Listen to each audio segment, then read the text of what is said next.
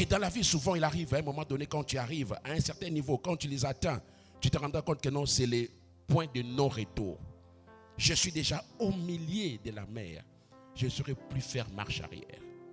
Je vais avancer. Au milieu de la mer, je ne saurais plus faire marche arrière. C'est le point de non-retour. Déjà au milieu. Il pouvait se dire, waouh, à ce niveau, il n'y a plus d'espoir. Déjà au milieu de la mer, sans espoir, aucune possibilité de reculer. La seule option qui restait, c'était avancer.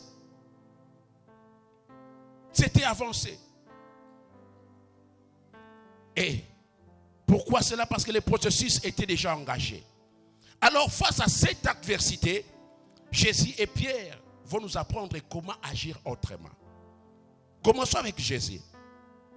Face à cette adversité, Jésus va agir autrement. La Bible dit, le soir étant venu, la barque était au milieu de la mer et Jésus seul était resté à terre. Et que va-t-il faire? Il vit qu'ils avaient beaucoup de peine à ramer. Qu'est-ce qui se passe ici? La barque déjà au milieu de la mer. Jésus était resté seul à terre. De loin, il voyait comment les disciples avaient du mal à ramer. À distance, Jésus voyait tout ce qui s'est passé. Il le surveillait à distance.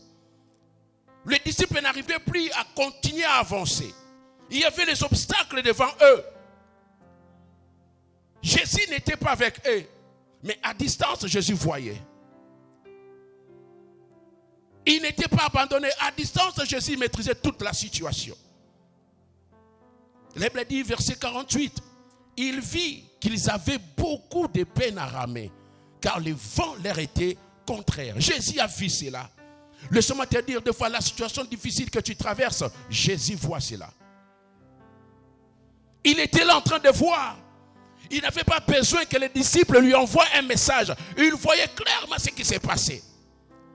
Des fois, les difficultés, les vents contraires qui soufflent dans ton foyer, laisse-moi te dire ce matin, Jésus les voit, Jésus les connaît. Il n'ignore pas cette situation que tu traverses. Jésus voyait. Il a vu comment leur force était à bout. Il a vu comment les disciples ne savaient plus que faire. Jésus se disait certainement, je vais voir s'ils peuvent trouver une solution. Je vais voir s'ils vont résoudre ces problèmes. Mais rien n'est marché. Des fois, il nous arrive de nous rendre compte comme si nous étions abandonnés par Dieu.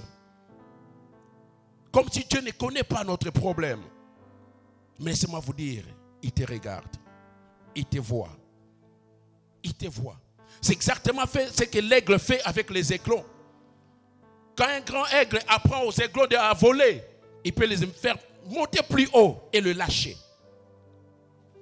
L'aigle va commencer à se battre pour maîtriser le vent. Et l'aigle à distance, il voit l'aiglon. Dès qu'il se rend compte que l'aiglon n'arrive plus, que fait l'aigle? Il court à son secours. Et c'est ce que fait également Christ ici. Il les observe à distance. Christ nous a laissé partir seuls.